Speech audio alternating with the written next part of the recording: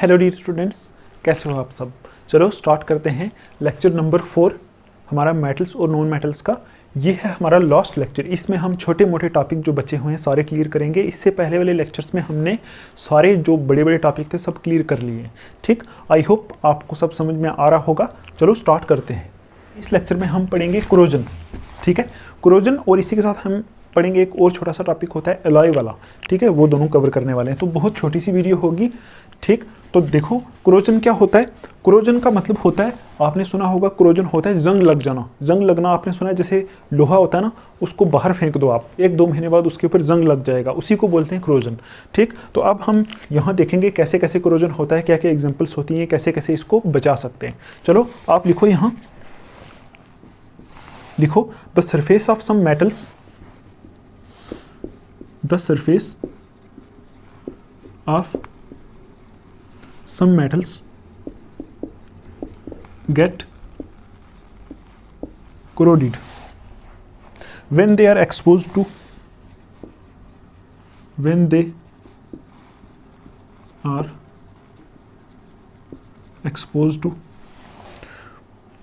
moist air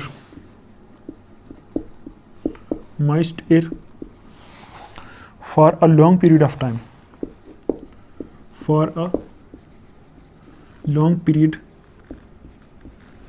ठीक, of time। ठीक, this is called corrosion।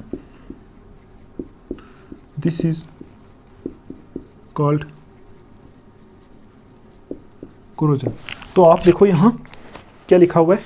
आप देखो यहाँ लिखा है the surface of some metals get corroded, मतलब कुछ मेटल की जो सरफेस होती है उसके ऊपर जंग लग जाता है। When they are expose to moist air, मतलब जब वो ज़्यादा टाइम तक, मॉइस्ट एयर का मतलब होता है नमी वाली हवा। नमी का मतलब होता है ऐसी हवा जिसमें थोड़ा सा पानी भी हो। ठीक है, गैसेस तो होती हैं हवा में, बाकी पानी वगैरह उसमें होता है, उसको बोलते हैं मॉइस्ट एयर। जब क्या होता है, मेटल्स बहुत टाइम तक एक्सपोज का मतलब हो गया कि हवा में पड़े रहते हैं। ठीक, फॉर अ लॉन्ग टाइम। ठीक, देखो when they are expose to moist air for a long time, मतलब मेटल्स के ऊपर जंग लग जाना, जब उनको आप ज़्यादा टाइम तक हवा में फेंक दोगे तो उसको आप क्या बोलते हो, कोरोजन। ठीक, दिस इज कॉल्ड कोरोजन। यही लिखा है कि इसी प्रोसेस को हम क्या बोलते हैं, कोरोजन बोलते हैं। ठीक, अभी आप देखो ये हवा में पड़े हुए मेटल्स को जंग क्यों लगता है। आप देखो हवा में क्या होता है, मॉइस्ट एयर का मतलब होता है यहाँ हवा ऐसी जिसमें पानी भी हो, थोड़ा सा पानी मतलब वाटर वेपर भी होते हैं हवा में, और गैसेस भी होती हैं। तो जो हमारे मेटल्स होते हैं जैसे आयरन हो गया या सिल्वर हो गया, वो क्या करते हैं आपको पता है, वो ऑक्सीजन के साथ या फिर वो वाटर के साथ रिएक्ट करते हैं। हमने रिएक्शंस पढ़ी हैं। तो जब उनको हवा में खुला फेंक दो, वो आस्ता आस्ता क्या करते रहते हैं, पानी के साथ, हवा में वाटर वेपर्स के साथ और ऑक्सीजन के साथ रिएक्शन करते रहते हैं, या किसी और गैस के साथ रिएक्ट करते हैं और कुछ और बना लेते हैं। मतलब अपने ऊपर या तो वो कोई ऑक्साइड बनाते हैं या सल्फाइड बनाते हैं, ऐसा कुछ बना लेते हैं। तो वो ऑक्साइड उनके ऊपर दिखता है, तो वो एक्चुअल में जो ऑक्साइड होता है ना, वो पाउडर की फॉर्म में होता है। तो वो आस्ता आस्ता पूरा मेटली पाउडर बनना स्टार्ट हो जाता है और ख़त्म होना स्टार्ट हो जाता है। तो इसी प्रोसेस को हम क्या बोलते हैं, कोरोजन बोलते हैं। ठीक, तो आप लिखो इसकी एग्जाम्पल्स। एग्जाम्पल क्या क्या हो सकती है इसकी। एग्जाम्पल में आप लिखो silver becomes black. First example लिखो, silver becomes black when expose to air. When expose to air, as it reacts with air, as it reacts with air। ठीक है, reacts with air to form a coating of silver sulfide, to form a coating of silver sulfide। ठीक, तो पहली example है इसकी कि जो हमारा सिल्वर मेटल होता है उसको अगर आप ज़्यादा टाइम तक हवा में फेंक दोगे तो क्या होगा। देखो यही लिखा है ना, सिल्वर बिकम्स ब्लैक, मतलब वो ब्लैक हो जाता है। सिल्वर हमारा जो होता है वो ब्लैक हो जाता है व्हेन एक्सपोज टू एयर, जब उसको ज़्यादा टाइम तक हवा में फेंक दो। As it reacts with air, क्योंकि वो हवा के साथ रिएक्ट करता है। To form a coating of silver sulphide, और अपने ऊपर एक कोटिंग बना लेता है सिल्वर सल्फाइड की, जो क्या होता है, ब्लैक होता है। मतलब सिल्वर सल्फाइड जो होता है वो ब्लैक होता है, तो वो सिल्वर के ऊपर चिपक जाता है। ठीक है, जब सिल्वर हवा में रिएक्शन करता है तो सिल्वर सल्फाइड बनाता है, तो वो क्या होता है, सिल्वर सल्फाइड होता है ब्लैक। इसलिए क्या होता है, सिल्वर की जो सरफेस होती है वो ब्लैक ब्लैक हो जाती है, क्योंकि सिल्वर सल्फाइड उसके ऊपर बन जाता है। तो इसका हम बोल देते हैं कि क्या हो गया, कोरोजन हो गया, मतलब जंग लग गया इसको। दूसरी एग्जांपल, एक तो सिल्वर की होती है, दूसरी देखो copper reacts with moist carbon dioxide in air and gains a green coat of copper carbonate and gains a green coat of copper carbonate। दूसरी एग्जांपल ये वाली है कि जो हमारा कॉपर होता है, ठीक, वो क्या करता है, हवा में मॉइस्ट कार्बन डाइऑक्साइड के साथ रिएक्ट कर लेता है और गेन्स अ ग्रीन कोट, उसके ऊपर एक ग्रीन ग्रीन कलर आ जाता है कॉपर के ऊपर, ठीक है। और वो ग्रीन कलर किसकी वजह से होता है, कॉपर कार्बोनेट की वजह से, क्योंकि कॉपर क्या करता है, हवा में पड़ा होता है ना जब वो हवा में से कार्बन डाइऑक्साइड के साथ रिएक्ट कर लेता है और अपने आप को कॉपर कार्बोनेट में चेंज करना स्टार्ट हो जाता है। और कॉपर कार्बोनेट कैसा होता है, कॉपर कार्बोनेट ग्रीन कलर का होता है, इस वजह से कॉपर की ऊपर वाली सरफेस ग्रीन ग्रीन होना स्टार्ट हो जाती है और हम बोलते हैं कि क्या हो गया, कोरोजन हो गया, ठीक। और एग्जांपल देखो थर्ड वाली, थर्ड एग्जांपल है iron when expose to moist air, iron when exposed to moist air, ठीक है, acquires a coating of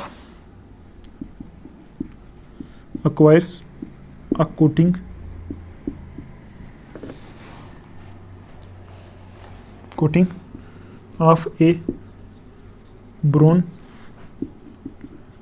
flaky substance, ठीक, called rust। तो आप इसमें देखो ये क्या लिखा है, iron when expose to moist air, मतलब जब लोहा जो होता है उसको हम हवा में फेंक देते हैं ज़्यादा टाइम के लिए, उसके ऊपर भी एक अलग सी कोटिंग चढ़ जाती है, ठीक है। वो कोटिंग एक्चुअल में जंग ही होता है, जिसको हम जंग बोलते हैं।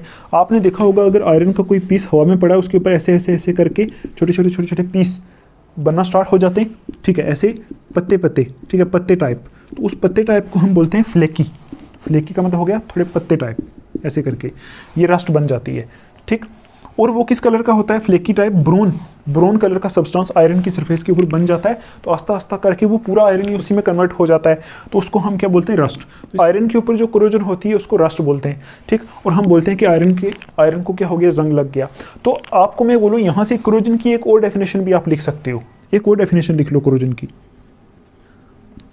देखो कोरोजन की एक और डेफिनेशन है, आप लिखो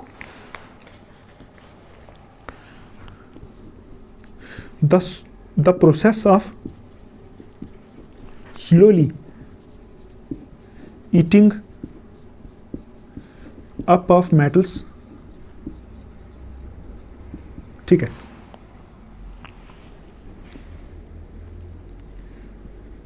due to their reactions with different gases in air to form their oxides, sulfides, ठीक है, और कार्बोनेट्स, ठीक है, इज कॉल्ड कोरोजन, ठीक। ये डेफिनेशन भी आप देख सकते हो। देखो क्या लिखा हुआ है, हमने देखा कोरोजन क्या होता है कि मेटल्स जब बाहर पड़े होते हैं तो हवा के साथ रिएक्ट करके कुछ और बना लेते हैं, तो उसी को हम बोलते हैं कि वो जंग लग गया, मेटल खराब हो गया, उसके ऊपर कोरोजन हो गया। तो देखो यही लिखा है, process of slowly eating up of metals, मतलब एक ऐसी प्रोसेस होती है जिसमें मेटल आस्ता आस्ता खत्म होना स्टार्ट हो जाता है, आस्ता आस्ता खाया जाता है। Due to their reactions with different gases in air, वो एक्चुअल में क्या करता है, हवा में जो डिफरेंट गैसेज हैं उनके साथ रिएक्शन करना स्टार्ट कर देता है और क्या बना लेता है, ऑक्साइड बना लेता है, सल्फाइड बना लेता है, या फिर कार्बोनेट बना लेता है, उसको हम क्या बोलते हैं, कोरोजन बोलते हैं, ठीक। आई होप आपको इतना समझ में आया होगा। अब आप देखो ये जो कोरोजन होती है इसको बचाने के क्या तरीके हैं, तो उसके लिए आप लिखोगे प्रिवेंशन ऑफ कोरोजन, या ऐसे लिख दो मेथड्स टू प्रिवेंट कोरोजन, मतलब जो कोरोजन हो जाती है उस कोरोजन को बचाने के क्या क्या तरीके यहाँ लिख सकते हो। The rusting of iron, iron की जो रस्ट हो जाती है can be prevented by, can be prevented by. ठीक, कौन कौन से मेथड्स होते हैं, मतलब देखो क्रोजन में हम मोस्टली डिस्कस करते हैं आयरन की क्रोजन, जिसको हम बोलते हैं रस्टिंग। ठीक है, इस प्रोसेस को रस्टिंग भी बोलते हैं। लोहे का जो खाया जाता है ना लोहा आस्ता आस्ता, उसी को ही हम स्टडी करते हैं ज़्यादा, उसको बोलते हैं रस्टिंग। और वो जो ऊपर लोहे के बन जाती है उसको बोलते हैं रस्ट। तो उसको प्रिवेंट करने के मेथड्स आप लिख सकते हो, बाकी वालों में भी ये यूज़ कर सकते हैं। ठीक है, तो पहला मेथड होता है, देखो प्रिवेंटेड बाई, ऐसे कर लो प्रिवेंटेड। उसके बाद पहला method by painting and oiling, by painting and oiling, मतलब उसके ऊपर पेंट कर देते हैं या फिर आयल लगा देते हैं कोई। ठीक, दूसरा मेथड होता है बाई ग्रीजिंग, मतलब ग्रीस लगा देते हैं। ठीक, थर्ड मेथड होता है बाई गैल्वेनाइजेशन, गैल्वेनाइजेशन। ठीक, अभी मैं बताऊंगा आपको गैल्वेनाइजेशन क्या होता है। अच्छा, उसके बाद फोर्थ मेथड होता है by chrome plating, chrome plating. ठीक, उसके बाद we by anodizing, anodizing, anodizing करके भी बचा सकते हैं। और लास्ट में बाई मेकिंग अलाइज, मेटल के अलाइज बना के हम क्या कर सकते हैं, क्रोजन को प्रिवेंट कर सकते हैं। अब आप देखो यहाँ से आपको ये तो पता है पेंटिंग और आइलिंग क्या होता है, ग्रीजिंग क्या होता है, ये भी पता है। अब देखो आपको क्या क्या नहीं पता, गैल्वेनाइजेशन क्या होता है, क्रोम प्लेटिंग क्या होता है, ठीक, एनोडाइजिंग क्या होता है, ये हम थोड़ा सा देख लेते हैं। ठीक, तो आप यहाँ लिखो पहले गैल्वेनाइजेशन क्या होता है।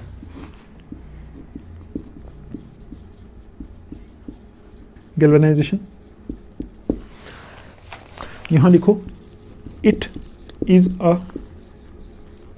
Method of protecting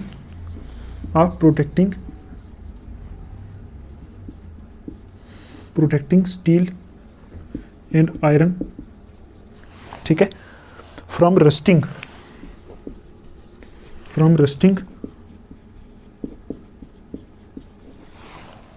by coating them with a thin layer of zinc, by coating them with a thin layer of zinc। आप इस पॉइंट को पढ़ो, गैल्वेनाइजेशन क्या होता है। गैल्वेनाइजेशन ये होता है, galvanisation it is a method of protecting steel and iron, मतलब ये एक मेथड है, क्रोजन को बचाने वाला ही मेथड है। ठीक है, देखो it is a method of protecting steel and iron from rusting, मतलब ये एक मेथड होता है जिससे हम स्टील और आयरन को क्या कर सकते हैं, रस्टिंग से बचा सकते हैं। रस्टिंग मतलब जंग लगने से बचा सकते हैं। By coating them with a thin layer of zinc, हम क्या कर देते हैं, आयरन और स्टील की जो सरफेस होती है ना, उसको जिंक की लेयर चढ़ा देते हैं उसके ऊपर, ऐसे जिंक की लेयर चढ़ा देते हैं। ठीक, आई समझ आपको, ये जो जिंक की कोटिंग चढ़ा देते हैं इसको क्या बोलते हैं, गैल्वेनाइजेशन। अब आप देखो दूसरा यहाँ लिखा है क्रोम प्लेटिंग, इसको भी डिस्कस कर लेते हैं। क्रोम प्लेटिंग क्या होता है, यहाँ लिख सकते हैं हम क्रोम प्लेटिंग, ठीक। आप तो सीधा सीधा नीचे लिखोगे ना नोटबुक पे, तो यहाँ हम लिख लेते हैं, थोड़ी सी जगह है हमारे पास। इससे भी क्रोजन से बचाया जा सकता है मेटल को। इसमें क्या होता है, इलेक्ट्रोप्लेटिंग करते हैं। इलेक्ट्रोप्लेटिंग का मतलब हो गया इलेक्ट्रिसिटी यूज करके किसी मेटल की सरफेस के ऊपर कोट कर देते हैं। क्या कोट कर देते हैं यहाँ, क्रोमियम, ठीक है। क्रोमियम एक मेटल होता है, उसको दूसरे मेटल के ऊपर कोट कर देते हैं, तो ये थोड़ा अनरिएक्टिव मेटल होता है। ये मेटल आयरन के ऊपर कोट कर देते हैं, ये कम रिएक्टिव होता है, ठीक है। तो कम रिएक्टिव होता है, ये कम रिएक्शन करता है, आयरन की सरफेस जो होती है उसको बचा लेता है, ठीक। इसको बोलते हैं क्रोम प्लेटिंग। इसी तरह जो ये एनोडाइजिंग होता है ना, इस मेथड को यूज करके भी हम मेटल को क्रोजन रेजिस्टेंट बना सकते हैं, ठीक। तो ये थे हमारे मेथड्स प्रिवेंशन ऑफ क्रोजन के लिए। आपको ये पेपर में आ भी सकता है, व्हाट इज क्रोजन, तो आप क्रोजन की डेफिनेशन लिखोगे वहाँ कि मेटल को जो आस्ता आस्ता जंग लग जाता है उसको बोलते हैं क्रोजन। तो उसकी दूसरी डेफिनेशन ये भी लिख सकते हो कि आस्ता आस्ता जो मेटल खाए जाते हैं, क्यों खाए जाते हैं, क्योंकि उनकी रिएक्शन हो जाती है हवा के साथ और ऑक्साइड सल्फाइड वगैरह बन जाते हैं। और मेथड कौन कौन से कोरोजन से बचाने के लिए? पेंटिंग कर दो, आइलिंग कर दो, ग्रीजिंग कर दो, गैल्वेनाइजेशन कर दो, क्रोम प्लेटिंग कर दो, एनोडाइजिंग कर दो, या फिर एलाय बना दो उनके। ठीक, ये लास्ट वाला ना बाई मेकिंग अलाइज, इसको हम अभी पढ़ते हैं अलाइज क्या होते हैं। चलो इसको मैं साफ करता हूँ, अभी चलते हैं अलाइज वाले टॉपिक के ऊपर। अलाय क्या होता है? अलाय क्या होता है? देखो आपने सुना होगा कि अलाय क्या होता है। अलाय जब हम क्या करते हैं, दो मेटल्स को मिक्स कर देते हैं, ठीक है, तो उस टाइम जो बनता है उसको बोलते हैं अलाय। तो हम इसकी डेफिनेशन लिखते हैं पहले। इन अलाय इज अ, देखो in alloy is a homogeneous mixture of two or more metals, mixture of two or more metals, ठीक है, or a metal and a non metal। मतलब एलाय क्या होता है? एलाय दो मेटल्स का मिक्सचर होता है, या फिर एक मेटल और एक नॉन मेटल का मिक्सचर होता है। ठीक, और कैसा मिक्सचर होता है? होमोजेनियस। होमोजेनियस का मतलब होता है जिसका फेस ओवरऑल सेम होगा। इसमें आप एक पॉइंट लिखो, alloying is a very good method of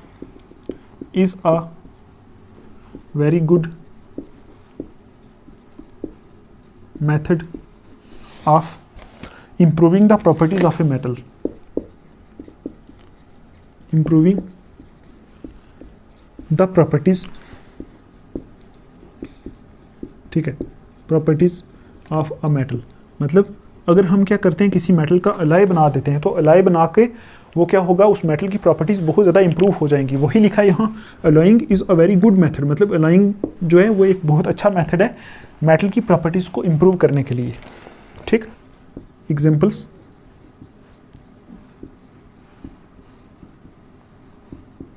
पहली एग्जांपल है इसकी iron.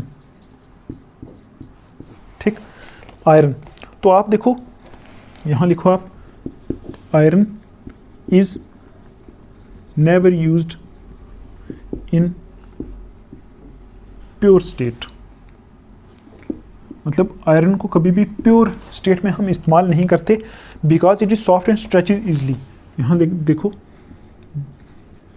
Because it is soft and stretches easily। मतलब आयरन को कभी भी हम प्योर फॉर्म में यूज़ नहीं करते, क्योंकि वो थोड़ा सॉफ्ट होता है प्योर फॉर्म में और आसानी से स्ट्रेच हो जाता है। लेकिन हम क्या करते हैं, यहाँ लिखो, when it is mixed with a small amount of carbon, with a small amount of carbon, it becomes hard and strong, it becomes hard and strong, hard and strong। ठीक, तो आप देखो, अगर मैं बोलूँ प्योर आयरन यहाँ पड़ा हुआ है, वो तो बहुत जल्दी ख़त्म होगा। अगर मैं क्या करूँ, उसका अलाय बना दूँ, तो अलाय से क्या होगा, उसकी प्रॉपर्टी इंप्रूव होगी। वही लिखा है कि प्योर स्टेट में आयरन जो होता है वो बहुत सॉफ्ट होता है, आसानी से स्ट्रेच हो जाता है। लेकिन जब हम क्या करते हैं, उसको मिक्स करते हैं कार्बन के साथ। देखो यही लिखा है, when it is mixed with a small amount of carbon. जब हम उसको थोड़े से कार्बन के साथ मिक्स करते हैं, आप देखो आयरन मेटल है, कार्बन नॉन मेटल है, तो मेटल प्लस नॉन मेटल को मिक्स कर लेते हैं, तो मिक्स करने को क्या बोलते हैं, अलाय बोलते हैं ना, अलाइंग बोलते हैं। मिक्स करके जो बनता है उसको क्या बोलते हैं, अलाय बोलते हैं। ठीक, तो वही लिखा है, it becomes hard and strong. वो क्या हो जाता है, बहुत हार्ड और स्ट्रॉन्ग हो जाता है। तो हम बोल सकते हैं आयरन की प्रॉपर्टी यहाँ से इंप्रूव हो गई।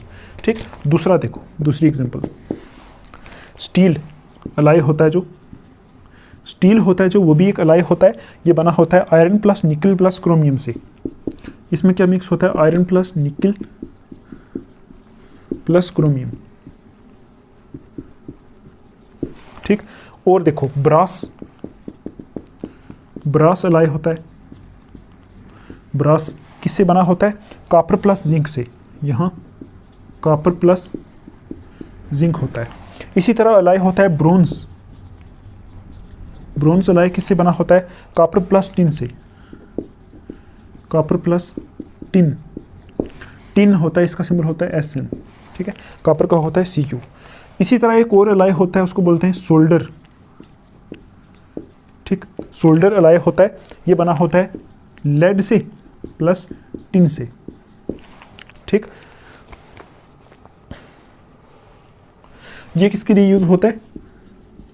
Used for welding electrical wires. Electrical wires की वेल्डिंग करने के लिए यूज होता है। अमेलगम, अमेलगम, अमेलगम का मतलब हो गया if one of the metal is mercury, if one of the metal is mercury in an alloy, it is called amalgam, it is called amalgam। ठीक, अमेलगम क्या होता है? अमेलगम भी एक अलाय होता है। ये एक ऐसा अलाय होता है जिसमें एक मेटल मर्करी हो, मतलब दूसरा मेटल कोई और भी हो सकता है लेकिन एक मेटल मर्करी होना चाहिए, उस टाइप के अलाय को हम क्या बोलते हैं? अमेलगम बोलते हैं। अभी देखो एक चीज़ और है, वो आप लिखो, यहाँ लिखो, प्योर गोल्ड नोन एज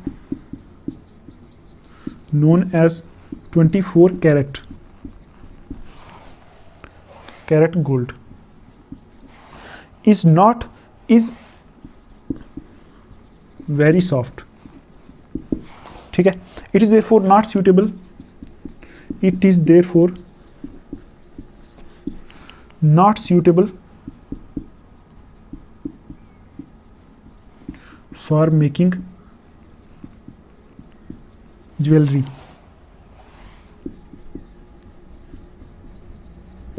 ठीक,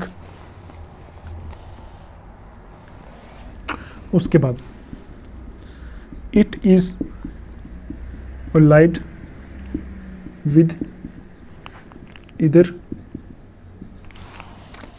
copper or silver to make it hard। ठीक, अच्छा आगे लिखो, यहाँ generally in India 22 karat gold is used for making ornaments। 22 karat gold is used for making ornaments। ठीक, it means 22 parts of pure gold is allied with,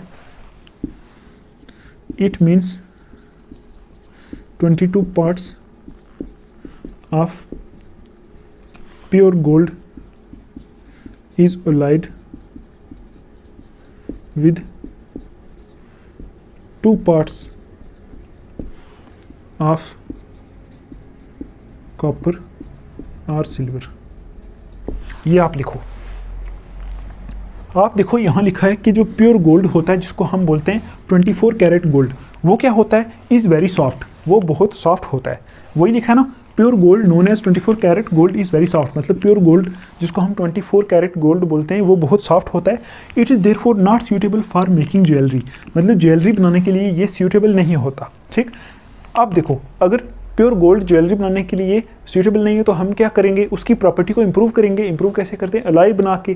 तो अब देखो आगे क्या लिखा है, it is alloyed with either copper और silver to make it hard, मतलब इसका क्या किया जाता है? अलाय बनाया जाता है प्योर गोल्ड का, किसके साथ? कॉपर के साथ या फिर सिल्वर के साथ। ठीक, मतलब इसमें कॉपर या सिल्वर मिक्स किए जाते हैं थोड़े से, तो फिर क्या हो जाता है? ये गोल्ड जो होता है ना वो हार्ड हो जाता है। अब आप देखो जनरली इन इंडिया, मतलब ज़्यादातर इंडिया में जो गोल्ड यूज़ होता है वो कौन सा होता है? Generally in India 22 carat gold is used for making ornaments, मतलब जेवरात बनाने के लिए इंडिया में 22 कैरेट गोल्ड यूज़ होता है। 22 कैरेट गोल्ड का मतलब क्या होता है?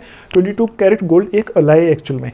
ठीक है, it means 22 parts of pure gold is allied with 2 parts of copper और सिल्वर, मतलब इसका मतलब हो गया कि 22 पार्ट्स किसके होते हैं? उसमें प्योर गोल्ड के होते हैं, और उसको अलाय बनाया होता है किसके साथ?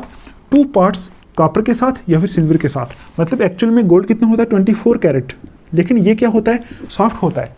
ठीक है। लेकिन हमें कैसा चाहिए, हमें हार्ड चाहिए, तो क्या करते हैं इसका अलाई बनाते हैं। अलाई कैसे बनाते हैं, 22 पार्ट्स इस प्योर गोल्ड के रखते हैं प्लस 2 पार्ट्स क्या कर देते हैं, कॉपर के रखते हैं। तो वो जो बनता है कॉपर या सिल्वर के रखते हैं, वो जो बनता है उसको बोलते हैं 22 कैरेट गोल्ड, और वो क्या होता है एक्चुअल में एक अलाई होता है। तो उस अलाई की वजह से क्या होता है, इस गोल्ड की प्रॉपर्टी इंप्रूव हो जाती है, तो हार्ड हो जाता है, फिर हम इससे ज्वेलरी बनाते हैं। तो आपको अलाई वाला पार्ट समझ में आया होगा। ये पार्ट उतना ज़्यादा लेंथी नहीं था, थोड़ा सा था आपके सिलेबस में। आगे वाली क्लासेस में आप इनके बारे में और ज़्यादा पढ़ोगे, क्रोजन के बारे में, अलाइंग के बारे में और ज़्यादा पढ़ोगे। आप इसमें बस इतना याद रखो तो ठीक है। ये चैप्टर हमारा इतना ही था, मेटल्स एंड नॉन मेटल्स। तो इस चैप्टर को आप पढ़ो, इसकी नोट्स बनाओ, जहाँ से कुछ प्रॉब्लम आती है आप कमेंट्स में मुझे बता सकते हो, तो मैं फिर से भी वीडियो बना के आपके लिए डाल दूंगा। हम मिलेंगे नेक्स्ट वीडियो में किसी और चैप्टर के साथ। तब तक के लिए आप अपना ध्यान रखो। Take care, thanks for watching.